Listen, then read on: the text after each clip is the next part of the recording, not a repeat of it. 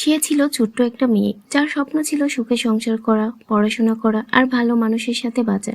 কিন্তু তার বাবা একসময় রাজনীতির জালে জড়িয়ে পড়ল। বাবা শুধু নিজের স্বার্থে ব্যস্ত। মেয়েটার জীবন যেন একটা খেলনা হয়ে দাঁড়ালো।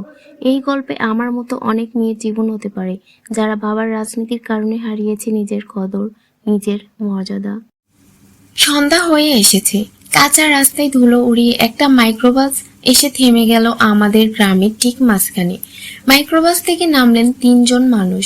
একজন ছিলেন এলাকার বর্তমান এমপি সাহেব, আর বাকি দুজন তার অনুসারী। আশেপাশের দোকানদার, চাওয়ালা, এমনকি বাড়ির পাশের বুড়ো লোকটাও দৌড়ে গিয়ে জড়ো হয়ে গেল। আমি তখন রান্নাঘরে ছিলাম। মা বলল, তাড়াতাড়ি কাপড় পাল্টে আই, তোর আব্বা তোকে ডেকে পাঠাইছে, বড়লোক আইছে বাসায়। আমার নাম সাবিহা, বয়স তখন মাত্র 17। স্কুলের গণ্ডি পার করে কলেজে ভর্তি হয়েছি। স্বপ্ন ছিল শিক্ষক হব, অথচ সেদিন থেকেই আমার জীবনের স্বপ্নগুলো পুড়ে ছাই হয়ে যেতে থাকে। আব্বার রাজনীতি। আমার আব্বা মজিবর হোসেন এলাকায় ইউনিয়নে একটি দলের সভাপতি, কিন্তু তার লোভ ও ক্ষমতা পিপাসা দিনকে দিন বেড়েই যাচ্ছিল।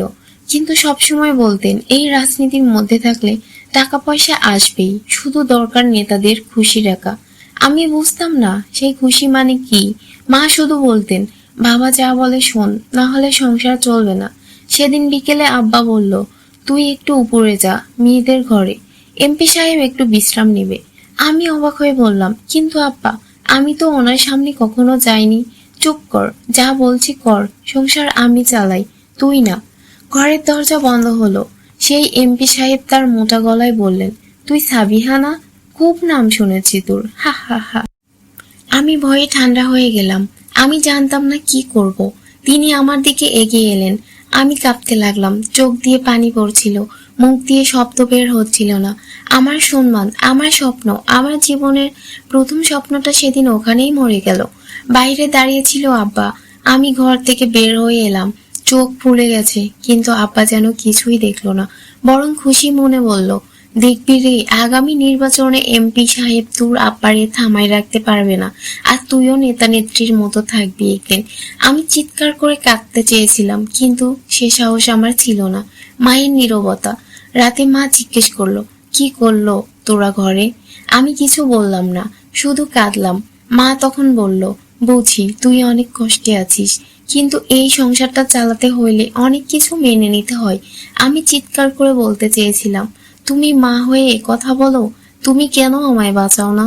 কিন্তু কিছু বলিনি। আমার মুখ বন্ধ করে দিল এক চরম অসহায়ত্ব। মা চোখে পানি নিয়ে চুপ করে বসে রইলেন। সকালে এমপি সাহেবের গাড়ি চলে গেল। গ্রামের লোকজন সবাই আব্বারে বাহবা দিচ্ছে, বলছে, মজিবর ভাই, আপনি তো আসল নেতা। এমপি সাহেব আপনার বাড়িতেই রাত কাটালেন। আমি তখন বারান্দায় বসে চুপচাপ শুনছিলাম। আমার ভিতরটা জ্বলছিল।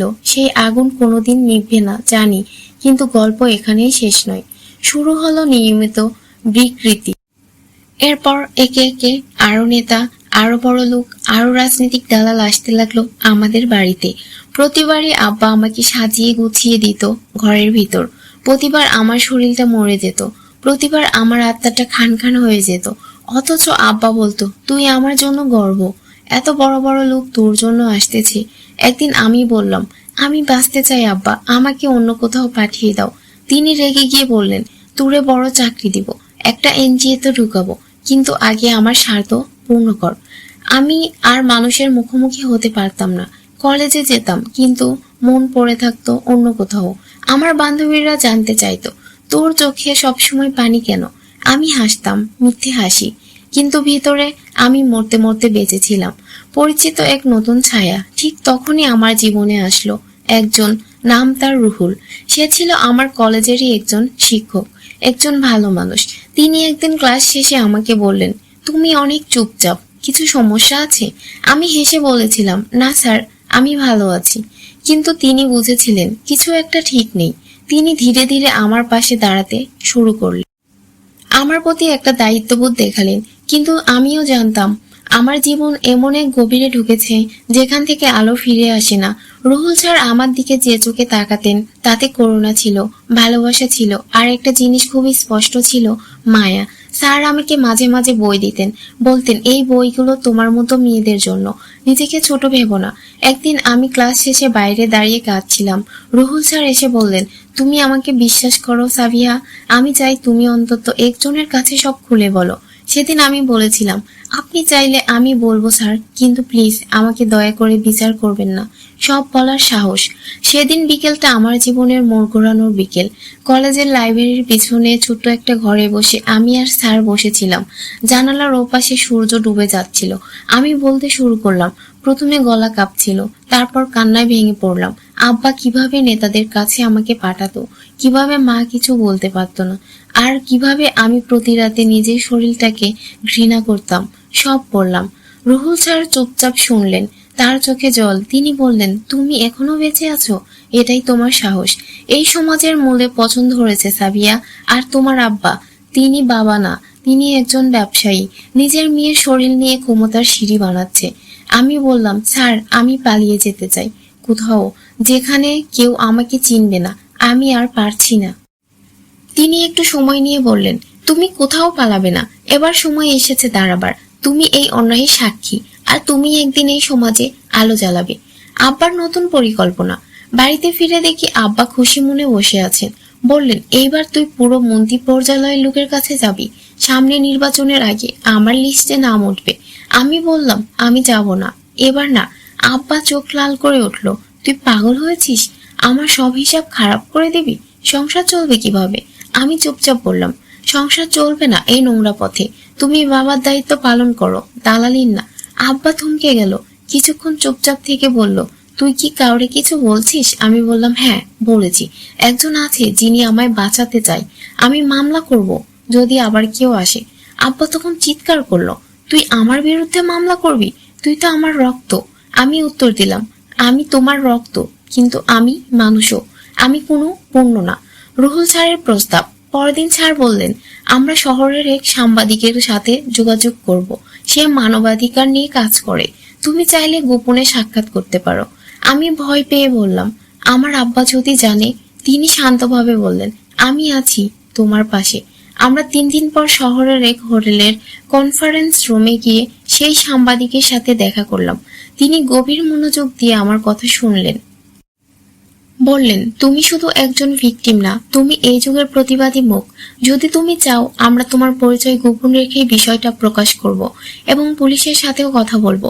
মায়ের বিপরীত সুর। বাসায় ফিরে মা আমার চোখে চোখ রেখে বললেন, তুই কি সত্যি কিছু করছিস? তোর বাবার হাতে পিস্তল আছে, ক্ষমতা আছে, সাবধান হ তুই। আমি বললাম, মা আমার কিচ্ছু নেই, তবু আমি বলবো এতদিন চুপ ছিলাম। আর না।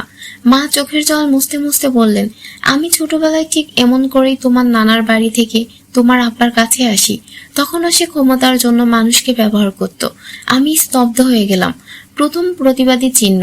সাংবাদিক মহাশয় আমার গল্পটা নিউজ করে প্রকাশ করলেন, কোনো নাম উল্লেখ না করে, শুধু গল্প, এক মেয়ের আত্মকথা। সেই রাতেই ফেসবুক ভাইরাল হলো লেখাটি। মানুষ কাঁদলো, তীব্র প্রতিবাদ করলো, রাজনীতিক নেতাদের নোংরামি নিয়ে আলোচনা শুরু হলো। পরদিন সকালে আব্বা দরজা ধাক্কা দিয়ে বললেন, তুই কি করছিস সাবিহা? আমার নাম খারাপ করছিস তুই। আমি বললাম, তুমি নাম পাবে ইতিহাসে, তবে কলঙ্কের ইতিহাসে। এবার আমি আর চুপ থাকবো না। রুহুল স্যারের সহায়তায় আমরা যোগাযোগ করলাম এক মানবাধিকার সংগঠনের সঙ্গে। তারা বলল, আইনগত পদক্ষেপ নেওয়া সম্ভব, তবে সাহসের দরকার। আমি বললাম, সাহস এখন আমার একমাত্র সম্পদ। আমরা থানায় একটি গোপন জিডি করলাম এবং ডায়েরির মধ্যে সেই নেতাদের নাম লিখলাম যারা আমার শরীরের উপর পা দিয়ে রাজনীতির চূড়ায় উঠেছে। রাত বাড়তে লাগলো। আমার দরজায় এখনো মাঝে মাঝে কারো চাপা শব্দ আসে, কিন্তু আমি জানি এবার আমি ভয় পাবো না। সেই সকালে ঘুম থেকে উঠে দেখি আমাদের বাড়ির গেটের সামনে একটা চিঠি, সাদা খামে বড় বড় হাতে লেখা, তুই যদি আবার মুখ খুলিস তোর লাশও খুঁজে পাওয়া যাবে না। আমার হাত কেঁপে উঠল। মা দরজা খুলে বললেন, তুই আবার কি করলি সাবিহা? সব ধ্বংস করে দিচ্ছিস। আমি চোখ তুলে বললাম, ধ্বংস হয়ে গেছে অনেক আগেই মা, এখন শুধু নাই চাই। মা কাঁদতে লাগলেন। আমি জানতাম সে কান্না কেবল ভয় নয়, এক অসহায় আত্মদ্বন্দ্বের প্রকাশ। পুলিশের নীরবতা। জিডি করেও কোনো পুলিশ আমাদের বাড়িতে আসলো না, বরং এলাকার ওসি ফোন করে রুহুল স্যারকে বললেন, আপনারা এসব কেস না করলেই পারেন, বড় বড় লোকদের নাম জড়িয়ে গেছে। স্যার বললেন, আপনি জানেন মেয়েটা সত্য বলেছে? ওসি বললেন, সত্য বললেই কি প্রমাণ হয়? এই দেশে ক্ষমতাই প্রমাণ। এই উত্তর শুনে আমি বুঝলাম আমার লড়াইটা শুধু পরিবার বা নেতাদের বিরুদ্ধে না, পুরো ব্যবস্থার বিরুদ্ধেও। রুহুল স্যার আমাকে জানালেন, কলেজের পরিচালনা কমিটি আমাকে সকোজ করেছে কেন আমি তোমার সাথে মিডিয়ায় যুক্ত হচ্ছি। আমি কাঁদতে লাগলাম, স্যার আমার জন্য আপনি কেন সব হারাবেন? তিনি বললেন, তুমি আমার ছাত্রীর চেয়েও বেশি কিছু, তুমি একজন সংগ্রামী। আমি যদি তোমার পাশে না দাঁড়াই তাহলে মানুষ হয়ে কি লাভ? আব্বার মুখোশ খুলে গেল। গল্পটি ছড়াতে ছড়াতে এলাকাবাসীর মুখেও কানাঘোষা শুরু হলো। কেউ কেউ মুখে কিছু না বললেও চোখে অপমান আর বিস্ময় ফুটে উঠল। একদিন গ্রামের এক মসজিদের ইমাম আমার মাকে ডেকে বললেন, আপনার স্বামীর কাজ আল্লাহও ক্ষমা করবেন না, আর মেয়েকে বলুন সে যেন থেমে না যায়। মা এসে বললেন, সাবিহা, আমি ভেবেছিলাম তুমি শুধু ঘরের অপমান, আজ বুঝলাম তুমি আমাদের ঘর রক্ষা করছো। আমি মাকে জড়িয়ে ধরে কান্না করলাম। রুহুল স্যারের বন্ধুদের সহায়তায় শহরে এক মানববন্ধনের আয়োজন করা হলো। নারীকে রাজনীতির পূর্ণ নয়, সম্মান দিন, এই শিরোনামে। আমি মুখ ঢেকে সেই মিছিলে দাঁড়িয়েছিলাম। একজন বক্তা বলেছিলেন, এই মেয়ে যে নিজের বাবার অন্যায়ের বিরুদ্ধে দাঁড়িয়েছে, সে একদিন সমাজ বদলাবে। আমার চোখ বয়ে অশ্রু পড়ছিল, কিন্তু সেই অশ্রু ছিল সাহসের, লজ্জার নয়। আব্বার প্রতিশোধের চেষ্টা। সেদিন রাতে আব্বা মাতাল হয়ে ঘরে ফিরলেন, দরজায় লাথি মারলেন। তুই আমার মেয়ে না সাবিহা, তোকে জন্ম দিয়ে ভুল করছি আমি। আমি চুপ করেছিলাম। মা সামনে এসে দাঁড়ালেন, বললেন, তুমি মানুষ না মুজিবর, মেয়ের শরীর দিয়ে রাজনীতি করছো, আর এখন তার মুখ বন্ধ করতে চাও? আমি আর চুপ থাকবো না। আব্বা চর মারতে গিয়েছিলেন মাকে। আমি হাত ধরে ফেলি, বলি, আজ থেকে তুমি আমাকে স্পর্শ করতে পারবে না, আমি থানায় মামলা করব, এবার মুখোশ খুলে যাবে তোমার। আব্বা থমকে গেলেন। প্রথমবার তার চোখে ভয় দেখলাম। সাংবাদিক মুজিব ভাই পুরো ঘটনা নিয়ে একটি ভিডিও প্রতিবেদন প্রকাশ করলেন ইউটিউবে, সাবিহার মুখ গোপন রেখে প্রমাণ সহ। ভিডিওতে উঠে এলো রাজনৈতিক নেতাদের গোপন আসা যাওয়া ফুটেজ, সাবিহার জিডির কফি, এলাকা মানুষের সাক্ষাৎ। ভিডিওটি ভাইরাল হয়ে গেল। পরদিন সকালে আমার কলেজে অনেকে এসে ফুল দিয়ে গেল। কেউ বলল, তুই হিরো সাবিহা আপু, কেউ বলল, আমরা তোমার পাশে আছি।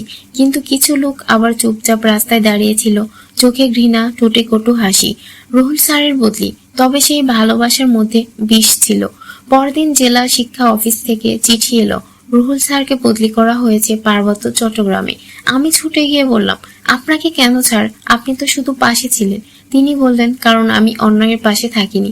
কিন্তু ভয় নেই, আমি দূরে থাকলেও তোমার পাশে আছি সব সময়।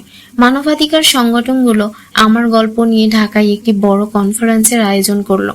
আমি আমন্ত্রিত বক্তা হিসেবে সেখানে গেলাম। মঞ্চে উঠে বললাম, আমার শরীর নয়, আমার গল্প শোনো। আমি একটা ঘরের মেয়ে, যেখানে বাবা রাজনীতি করত মেয়ের সম্ভ্রম দিয়ে, কিন্তু আমি আজ সেই দেওয়াল ভেঙে এসেছি, শুধু নিজের জন্য নয়, যেসব মেয়েরা আজও চুপ করে আছে তাদের জন্য। পুরো হল দাঁড়িয়ে হাততালি দিল। ঢাকা থেকে ফিরে প্রথম কাজটি করলাম থানায় গিয়ে একটি পূর্ণাঙ্গ এফআইআর দায়ের করা। সাথে ছিল রুহুল স্যারের বন্ধু এক আইনজীবী। আমার জবানবন্দি শুনে প্রথমে পুলিশ সদস্যরা অবাক হয়ে গেল। একে একে তারা বলল, আপনার বাবা আপনার সাথেই এমন করছে? আপনি এসব প্রমাণ করতে পারবেন? এই কেস নিতে গেলে আমাদের উপর চাপ আসবে। কিন্তু আইনজীবী স্পষ্টভাবে বললেন, আপনারা যদি মামলা না নেন আমরা হাইকোর্টে যাব, সংবিধান মেনে চলুন। অবশেষে মুজিবুর হোসেনের বিরুদ্ধে মামলা গ্রহণ হলো। একজন বাবার বিরুদ্ধে নিজের মেয়েকে রাজনৈতিক নেতাদের যৌন সেবাদান করানোর অভিযোগে।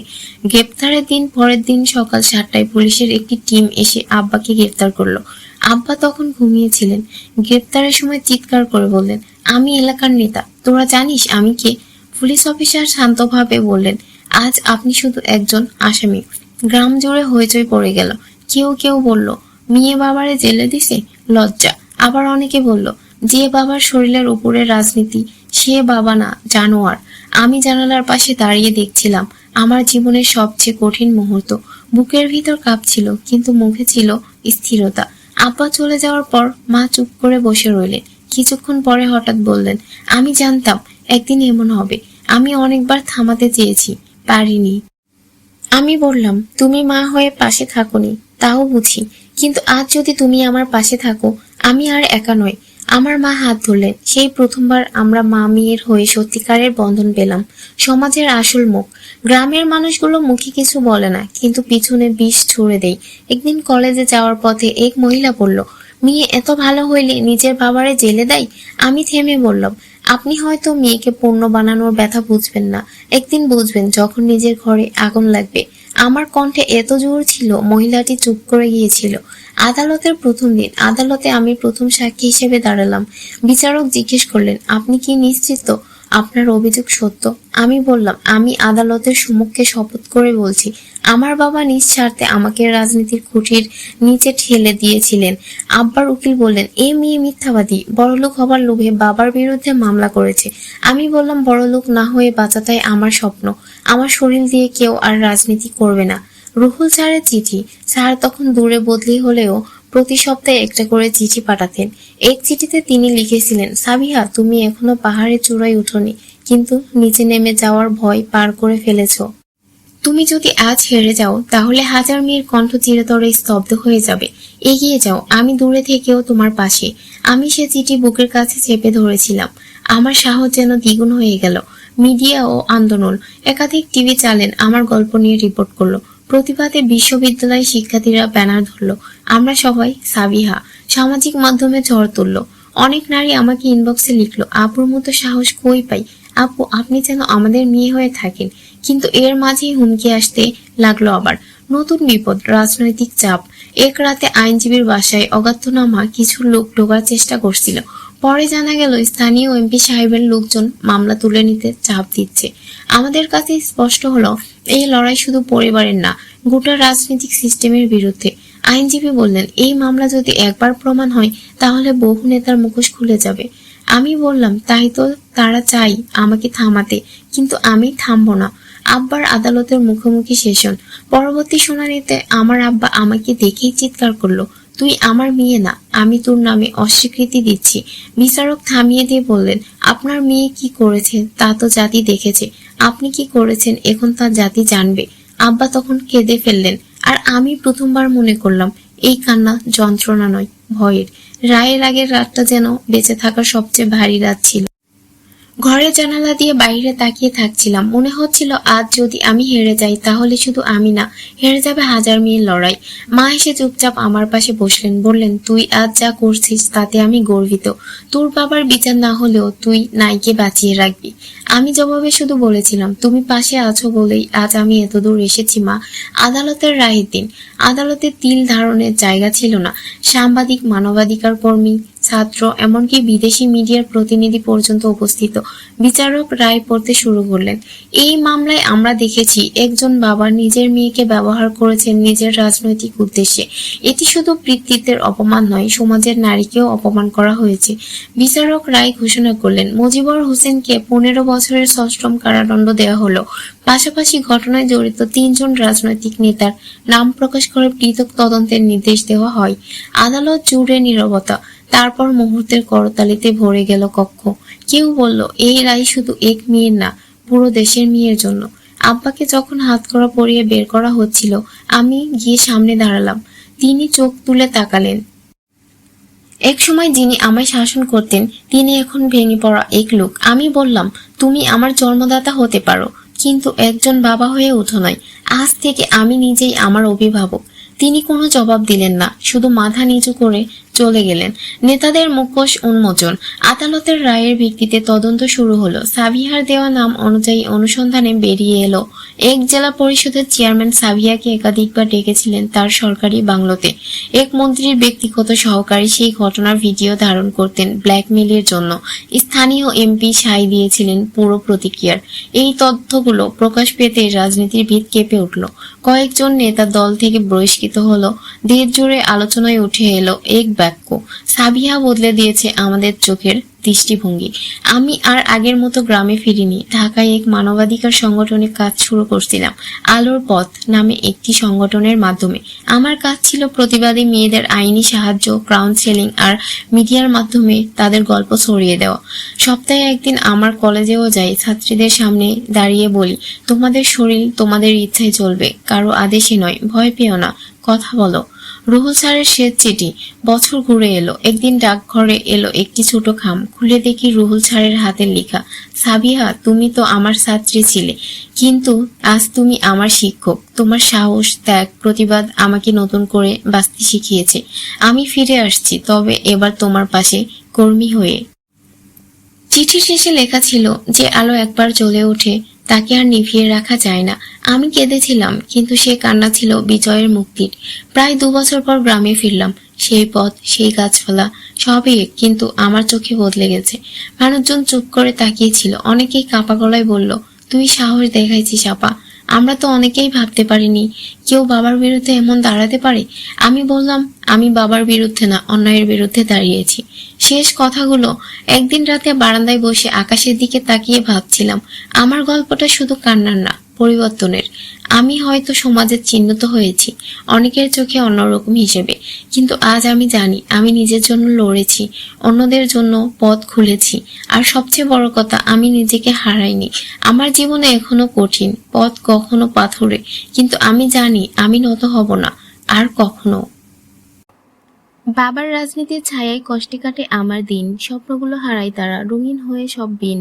নেতাদের সামনে যেতে হয় প্রতিদিন। মোর পা, মর্যাদা ও স্বাধীনতা যাই বাজি, হয় যেন প্রহারা। ছোট মেয়ে আমি আজ বন্দি খেলনা এক রাজনীতির খেলায়। মুক্তি চাই স্বপ্নের জন্য, দাও আরেকবার নতুন ভোরের